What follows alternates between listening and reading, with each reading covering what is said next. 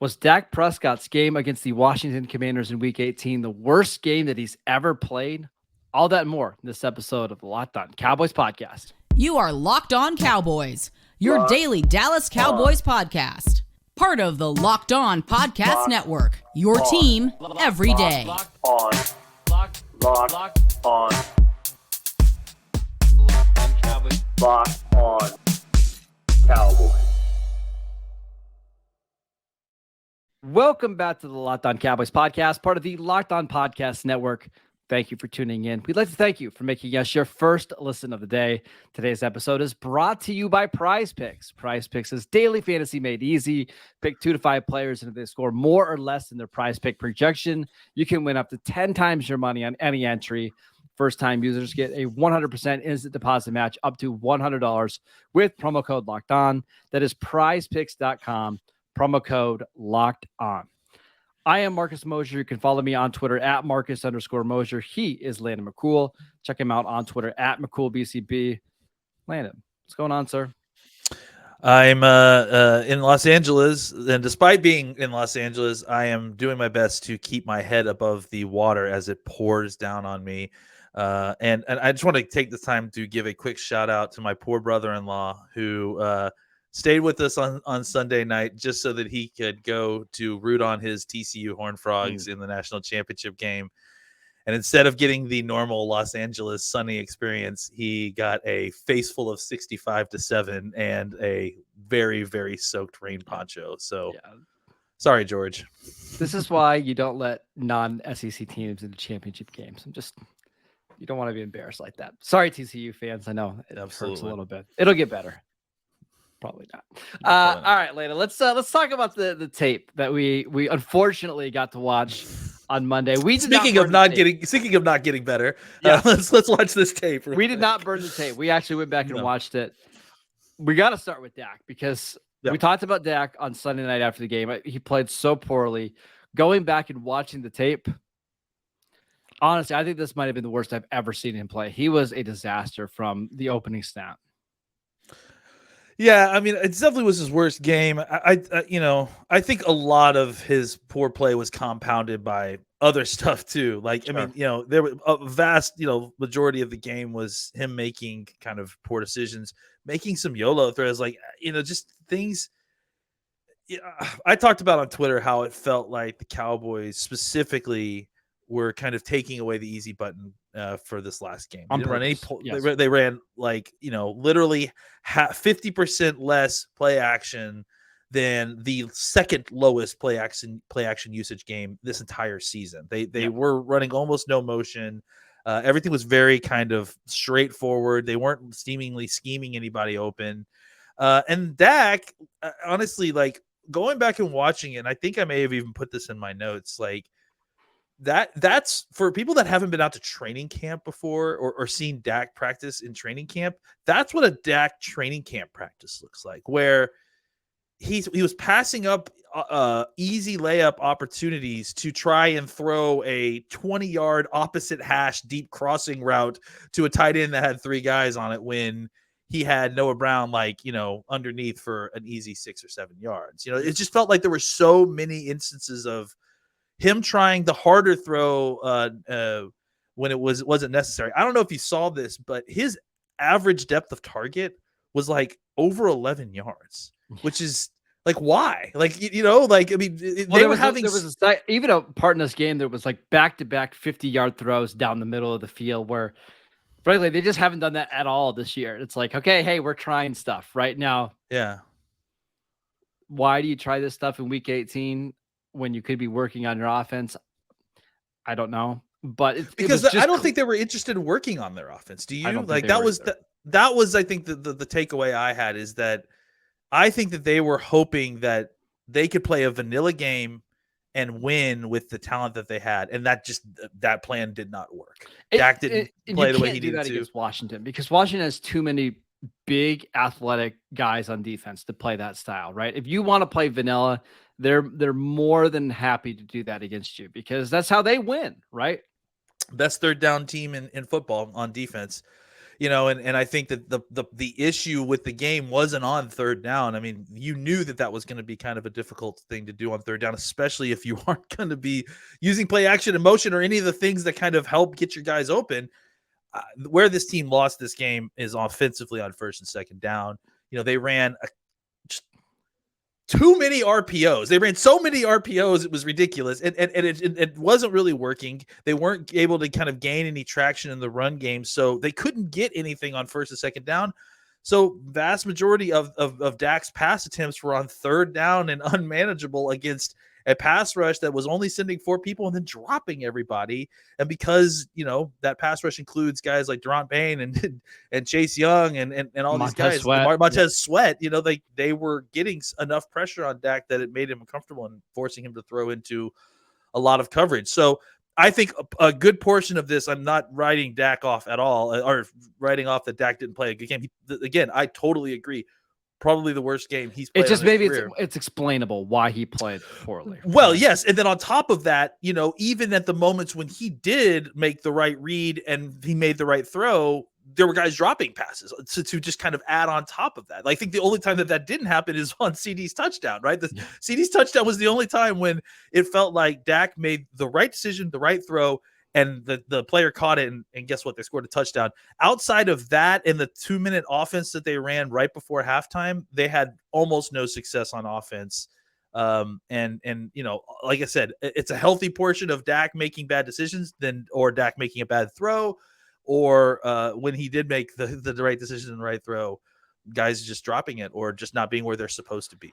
I do wonder a little bit if Tampa Bay is just going to dare Dallas to throw the ball down the field in this game, because what you saw in this game was anytime Dallas had to throw the ball beyond 10, 12 yards, they just didn't have any success. Guys were dropping passes, right? T.Y. had kind of a 50-50 ball that hit his hands. He didn't catch. Noah Brown had one deep down the middle of the field that he didn't catch. I just wonder if Tampa saw what happened in this game, and you're going to keep as many guys close to the line of scrimmage as possible. Yeah, I mean, I certainly wouldn't be surprised. I think that where the Cowboys probably should have made more adjustments is I think that they should have targeted Dalton Schultz more. I Quicker think too. Dalton Schultz in the middle of the field on quick routes was winning almost every single time. I think he ended up in the center of the field. I think on 5 attempts, he was 3 of 5 for 3 first downs. So, but instead of that being the third read or whatever, shotgun, boom, 7 yards, hitch route, let's keep going like that. I agree. Against Tampa, that's probably the way that you're going to need to have success as well. I think that having Biotish back is going to be very helpful because I think Dak is just going to feel more comfortable about stepping up into the pocket to deliver the throw. Seriously, I mean, I stopped the game at one point to come talk to you guys in the Twitter DMs because I was only 5 minutes into the game, and Dak had already twice left a clean pocket to roll out the back of it right as the receiver was breaking open. It was just a weird timing thing. So I think if he can just hang in there for a half second, that was the other thing I say that positive on the offense that didn't really get noticed is I saw Michael Gallup getting open. I saw some of these other guys breaking open on slants. It felt like Dak, missed a couple of pretty serious opportunities with on a corner route to Gallup where he broke wide open, on a slant where he was open, and then the ball came out high. And so I think that there were more opportunities for Dak. I just think he was, you nailed it. I think he was trying to avoid getting hurt. I think he was trying to avoid taking unnecessary hits. Yeah. And when you're serving more than one master and the only goal, when there's more than one goal than just winning the football game, this happens. Well, really quickly before we get to a break, I've seen Tom Brady do this for years, especially the last 4 or 5 years, where he's going to play different in the regular season than he does in the playoffs. And you'll see it this week. I can guarantee it. During the regular season, he's not going to take a hit. He's just not going to hold the ball longer than he has to. He's not going to take sacks. He's going to throw the ball at people's feet. But when you get to the playoffs, he's more likely to stand tall in the pocket, take a hit while he's throwing the ball to make big plays. That's what this felt like for me for Dak, where, hey, I'm going to get outside the pocket and throw off my back foot. So there's no chance that I get rolled up on. There's no chance that I bang my thumb against the helmet. Yeah. It's just hard to play football consistently that way. And you see with Tampa Bay, with Brady, like it's a reason why they have the least explosive offense in the NFL. And that's the way Dallas looked on Sunday. Yeah, it wasn't a full commitment to winning the game. And, when you don't fully commit to winning the game and the other team has nothing to lose, they're going to play better football than you. And it doesn't help it when, on top of trying not to get hurt, you're also kind of pressing while trying to not get hurt. It's just too much conflicting mental stuff. I do want to talk about the offensive line because I had some mixed thoughts there. But before we do that, I want to let you guys know about Prize Picks. Prize Picks is daily fantasy made easy. All you have to do is pick 2 to 5 players, and if they score more or less than their Prize Pick projection, you can win up to 10 times your money on any entry. No competing against other people. It's just you versus the projections available. Prize Picks offers projections on any sport that you watch. This includes the NFL, NBA, MLB, NHL, PGA, college football, men's college basketball, women's college basketball, soccer, WNBA, esports, NASCAR, tennis, MMA, boxing, disc golf, Euro basketball, cricket, and more. Entries can be made in 60 seconds or less. It's that easy. They are currently operational in over 30 states and in Canada. Download the Prize Pick app or go to prizepicks.com to sign up and play daily fantasy sports.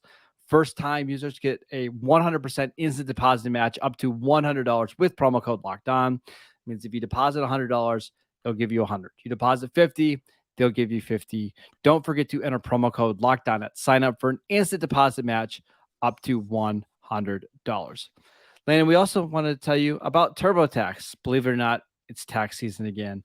TurboTax has experts who can help relieve you from the stress of taxes and file for you so you can not do your taxes. Somebody else do it for you. With a TurboTax 100% expert guarantee, an expert will do your taxes from start to finish so you can relax, you can enjoy yourself, you can catch up on whatever TV series you're watching right now. I know Landon, he's watching like 7 different things right now. What do I need to start watching? If you haven't finished White Lotus season 2, then that is a very good example of not taxes. Exactly. I'm going to do that rather than doing my taxes. It feels so good to be done with your taxes. Come to TurboTax.com to learn more so you don't do your taxes. Again, visit TurboTax.com to learn more. Into it, TurboTax. All right, Landon, let's talk about the offensive line. Some positives and some negatives. Let's be positive since we were very negative in the last segment. I thought Jason Peters was really good in passing. He's so good at left tackle. I'll tell you what. I think that he struggled a little bit in the run game. I think they all kind of struggled a little bit in the run game. But Peters looked really great in the pass protection, just getting out and engaging the guys and playing aggressive. Hard setting folks, like, just looks real smooth and looks clean and kind of, I think there was a certain point a little bit, earlier in the season where I was concerned, is he done being that guy that was even like with the Bears last year at times, right? Where he still looked really good. I don't think we are. I mean, I think he showed you that he still has some of that in him. He played really well. Peters is not my concern for this whole offensive line shuffle. In fact, it's basically everybody else involved in that offensive line shuffle that I have concern with, as opposed to Peters. So, great game by him, and I thought he, especially considering the competition, some of those defensive ends that they've got, I thought he played really well. Now, the negative. Yeah, I don't know how to say this, but Tyron Smith just doesn't look like a left guard right now. It's so weird. Neither Connor McGovern. But neither one of them look comfortable at their position to me. Right? No, it's you would think on paper, right? You drafted Tyron Smith to be a left guard. You have Jason Peters, who's a former All-Pro left tackle. You have Connor McGovern, who has struggled a little bit with power. Play him at center. You've got Tyron Smith. This should be your best 5 offensive linemen, and it's not. It doesn't make sense. Yeah, I mean, he's not playing guard at the level that you would have expected it to. I mean, considering he did take all of training camp, and I thought he looked really decent at guard. He looked better than he's looked, in this game at guard. So, look, I mean, we've messed around with Tyler Smith's development quite a bit, flopped him back and forth already, once each way. I think it's time to kind of figure out a way to get him back into left tackle and get Connor McGovern back on and Tyler Biadasz back in the field. If that's the case, I feel a lot more confident about how this offensive line is going to look. I just feel at this point, I feel more confident in. This is the end of the season is a complete mirror image of the beginning of the season. I feel more comfortable with Tyler Smith at left tackle than I do with him at left guard. I think he's played a lot more competent at left tackle than what I've seen him at left guard so far. I hate to take Jason Peters off the field. I wish that we could figure out a way to, and this is another thing, I wish we could figure out a way to get him to play some on the right side a little bit and see if we could get a competition going between him and Tyron Smith, because which is wild, man. Tyron Smith has just not played great football, and I think he's pass protecting well, but I think he's struggling with some of the nuanced stuff in the run game, especially. Yeah, I agree. Like, I think as a pass blocker, he's been better than fine. Like, I honestly, there's been a couple spots early when he played that spot that I worried about him, but he's been fine as a pass blocker. It's just they're getting no push on that right side at all. Yeah, and I think that it's not like a strength issue. It's a footwork issue. It's a leverage issue. I think it's still getting Tyron used to kind of hard stepping with his left foot instead of his right foot on a backside cutoff. And I also wonder, I think it might be an athleticism issue. Not that Tyron's not athletic, but the Cowboys were able to do so much more with Terrence Steele in terms of like having him block on the move. That's just not Tyron anymore. Yeah, they also just aren't calling that stuff anymore. But is it because interesting? Tyron, that's what I don't know, because I actually don't think that when I've seen him on the move, it hasn't looked like a problem. Like it's more, I think, finding his footing. It's not an athlete. So like, I'll give you an example, right? There was an inside zone play that they ran from shotgun, and Tyron's job was to seal the guy inside to the guard and then get to the second level to block the linebacker. He did all of it with the athleticism that you would think, right, to get there. It's just he looked awkward on the second level because everything's backwards than where he's used to, right? It's this guy's moving from here to there as opposed to there to here, when you're on the left side. So I think there is improvement that can be made with Tyron, just another week of doing it. But yeah, I mean, I think the idea that Tyron Smith is ever going to be as good at right tackle this offseason or this postseason as Terrence Steele was, I think obviously we're learning that that's not going to happen. I mean, we have all offseason to talk about it, but if he's not going to be your right tackle, because I think it's clear Dallas would love to have Terrence Steele back and hopefully healthy, and you need Tyler Smith to be your left tackle because he's struggling a little bit at guard, where does that put Tyron Smith on this team? As a swing tackle, maybe? I don't know. I mean, I think it's still really early to figure out if Tyron Smith is playing next year, So, I think we got a ways to go. We got an important game between now and then. I want to talk about the defense because we do need to touch on that. But before we do that, let's tell you about BetOnline. BetOnline.net is your number one source for sports betting info, stats, news, and analysis. Get the latest odds and trends for every professional and amateur league out there. They've obviously got NFL playoff betting. There's basketball going on. Hockey is going on. They've got it all at betonline.net. And if you love sports podcasts, if we know that you do, you can find those at BetOnline as well. It's always the fastest and the easiest way to get your betting info.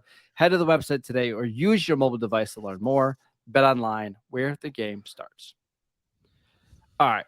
I thought for the most part, Landon, please correct me if you feel differently, the defense played well. I think the defensive linemen, especially Osa Odighizuwa, Carlos Watkins, played well. Micah Parsons had another big game. But it's the cornerback spot that we should talk about, because I think the Cowboys are still searching for the answers. I think they were hoping that Trayvon Mullen would be reliable. And it wasn't great. It wasn't great. Yeah, I mean, I think that I think it's Nahshon Wright's job to lose right now, and I think they put Mullen out there to see what they've got in Mullen. And I think that you're going to see Rhodes, obviously, if he gets some opportunity with the first team to kind of rotate in. I think you probably will see him as your fourth corner, right, and getting some opportunity there. But I think for the most part, it's Nahshon Wright's job, especially after what we saw from Mullen. Now, look, I mean, Mullen got victimized by the classic, throw the ball, underthrow the ball, deep ball, and make your wide receiver stop, and then force a defensive pass interference call on him. But even beyond that, it's a very familiar tune to Cowboys fans where he has no problem keeping in phase with the defender. It's getting his head around to find the ball when the ball arrives. That's the problem.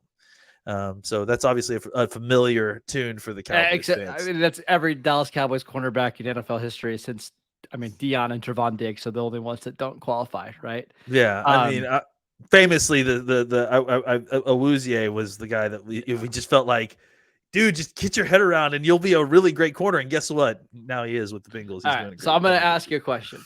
If you had to bet on who plays the most snaps on the outside next week, outside of Trevon Diggs, who would you bet on?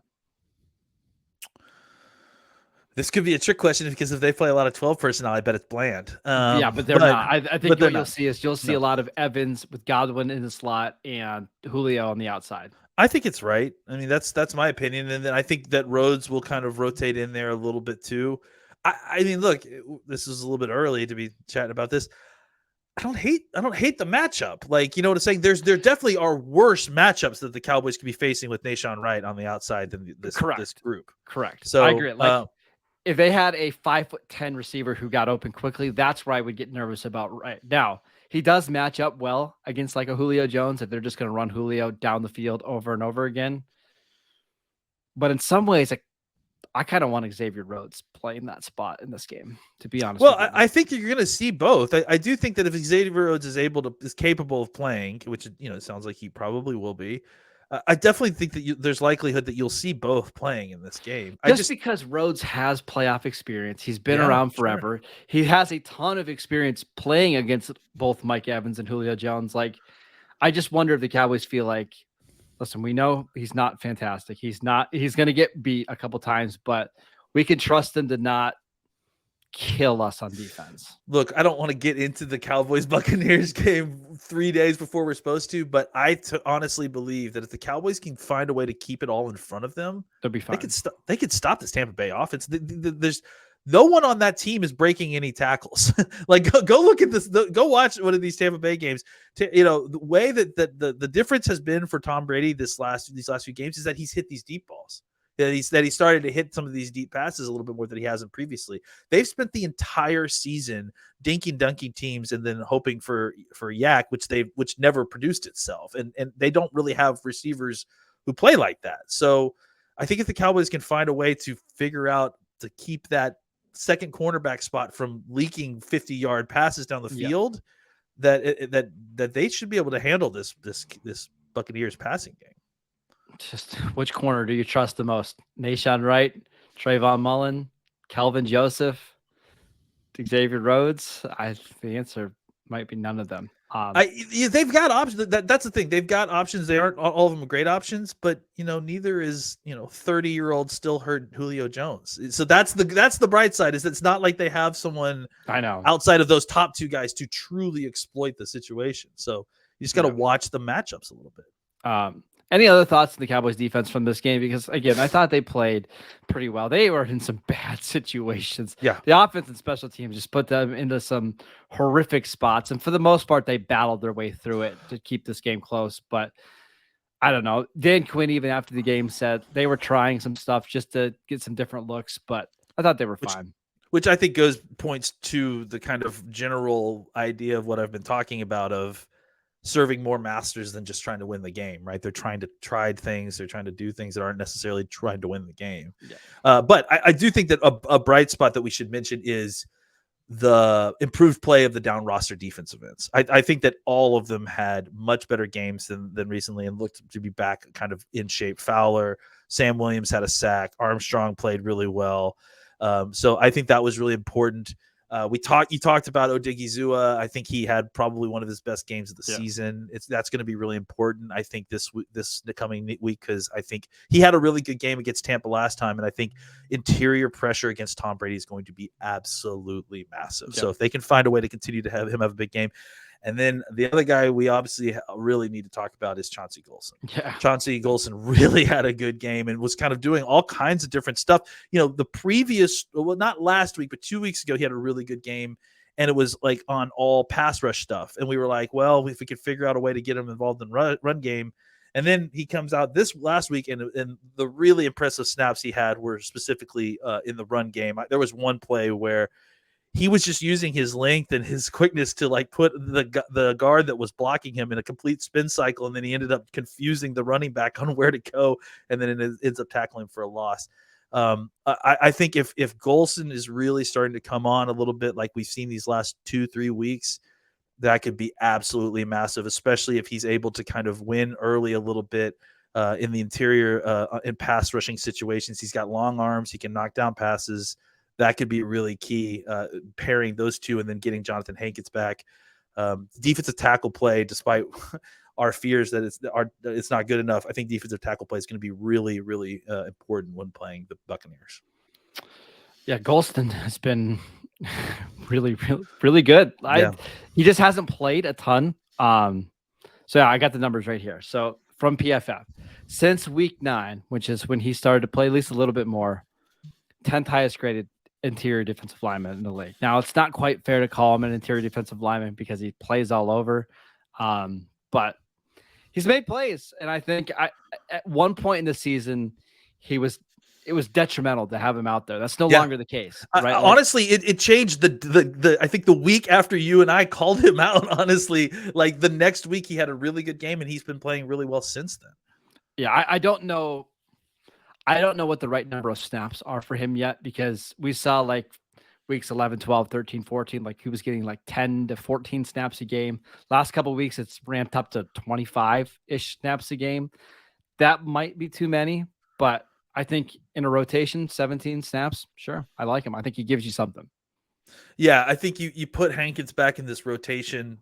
You even out the distribution of the defensive tackle snaps a little bit. I think everybody's going to be at a good level, right? You still want to feed Odigizua quite a bit of snaps. I think you're right. Golson somewhere in the 15 to 20 snap area. Yeah. Guys like the down roster defensive tackles, you'll get like probably 25 snaps, 30 snaps, and then some of those guys might not even be active.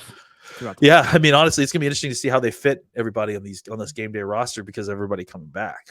Yeah. Last thing on defense, I wanted to mention to you: how did you enjoy the Tyler Coyle slot corner experience on Sunday? That was wild, man. Like, I mean, he had no problem making tackles. I'll tell you that much. I mean, listen. I'm a big fan of Tyler Coyle because he can do so much, but what he can't do is play slot corner for you. So that's a tough matchup against Terry McLaurin. Yeah, well, listen. Speaking of trying things that didn't work, on Terry McLaurin's touchdown, they tried to have what's his name? I always want to say Bland. Damone Clark. Damone Clark. Yeah, they had Damone Clark trying to cover scary Terry, which guess scary. What? Spoiler alert, didn't work. Yeah, it was pretty scary. So I think it kind of goes back to talking what Quinn said about trying different people at different things and kind of deploying and see what people can do. Let's not do that again. Let's not put. I don't care how quick Clark is, how fast Clark is. Let's not put him on the team's number one receiver when he's in the slot. Actually, I was happy to see Tyler Coyle out there. He was somebody who made the roster last year. Was on the roster, on the practice squad for the year. The first snaps he got of the season. I wouldn't be surprised if he's somebody the Cowboys just like going into year 3. Like if you happen to lose Donovan Wilson, like, hey, now you just move up the depth chart. You become the new Israel Makamo, play on special teams, do all that kind of stuff. So, hey, good for him. Yeah. All right. So we got a busy show or busy week. We've got questions coming up this week. We got a crossover. We actually have 2, like an extra day to preview this game because the Cowboys play on Monday. It's going to be wild, man. It's going to be absolutely wild. But it absolutely is.